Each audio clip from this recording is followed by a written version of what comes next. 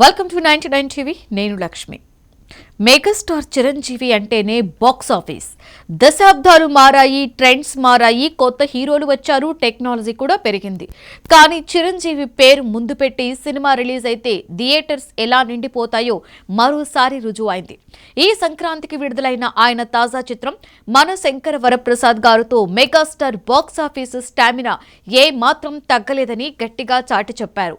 అసలు రిలీజ్ కి ముందే అంచనాలు ఓ రేంజ్ లో ఉండగా సినిమా రిలీజ్ అయ్యాక అవన్నీ కూడా చిన్నపోయేలా వసూళ్ల ప్రభంజనం మొదలైంది. అనిల్ రావుపూడి దర్శకత్వంలో తెరకెక్కిన ఈ చిత్రం ఫ్యామిలీ ఆడియన్స్ ను టార్గెట్ చేస్తూనే మెగాస్టార్ మాస్ ఇమేజ్ కు పక్కా న్యాయం చేసేలా ఉండడంతో అన్ని వర్గాల ప్రేక్షకులను థియేటర్స్ కి లాగుతోంది. రిలీజ్ అయిన తొలి రోజు నుండే పాజిటివ్ టాక్ రావడం, పండుగ సీజన్ కలిసి రావడంతో ఎంఎస్జీకి అదిరిపోయే ఓపెనింగ్స్ తీసుకొచ్చాయి.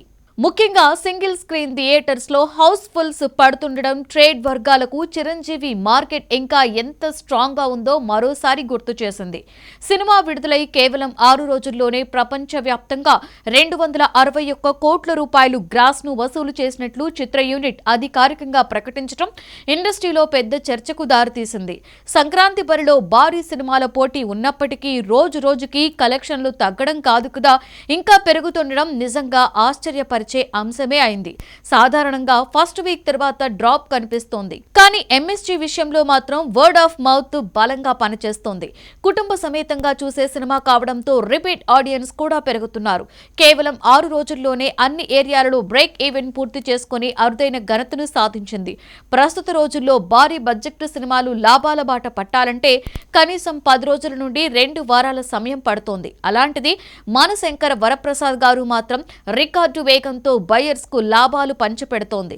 ఇది కేవలం చిరంజీవి మార్కెట్ కే కాదు, ఆయన సినిమాలపై ట్రేడ్ లో ఉన్న నమ్మకానికి కూడా నిదర్శనం. పండుగ సెలవులను ఈ సినిమా పూర్తిగా క్యాష్ చేసుకుంది. స్కూల్ హాలిడేస్, ఆఫీస్ సెలవులు, ఫ్యామిలీ గ్యాదరింగ్స్ అన్ని కలిసి థియేటర్స్ కు పెద్ద ఎత్తున జనాన్ని తీసుకొచ్చాయి.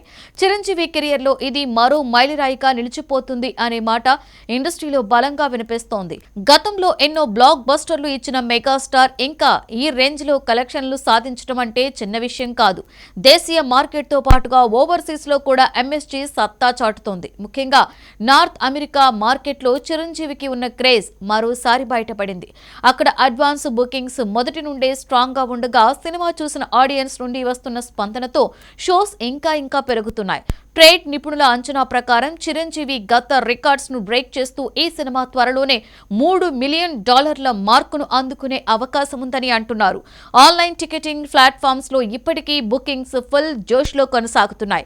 వీకెండ్ దగ్గర పడుతున్న కొద్దీ ఆక్యుపెన్సీలు మరింత పెరిగే ఛాన్స్ ఉందని విశ్లేషకులు చెబుతున్నారు. ఈ స్పీడ్ చూస్తుంటే 300 కోట్ల రూపాయల క్లబ్ లోకి ఎంఎస్జీ ఎంటర్ అవ్వడం కేవలం టైం మ్యాటర్ మాత్రమే అన్న అభిప్రాయం బలంగా వ్యక్తమవుతోంది.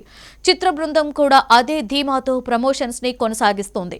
2026లో మెగాస్టార్ చిరంజీవి ఇచ్చిన ఆరంభం మామూలుగా లేదు అంటున్నారు ఫ్యాన్స్.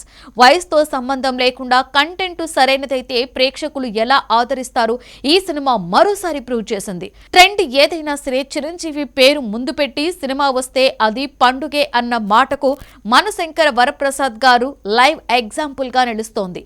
మెగాస్టార్ అంటే మాస్, మెగాస్టార్ అంటే బాక్స్ ఆఫీస్, మెగాస్టార్ అంటే రికార్డులు. ఈ ఫార్ములా ఇంకా అలాగే వర్క్ అవుతుందని ఈ వసూళ్ల తుఫాన్ గట్టిగా చెబుతోంది.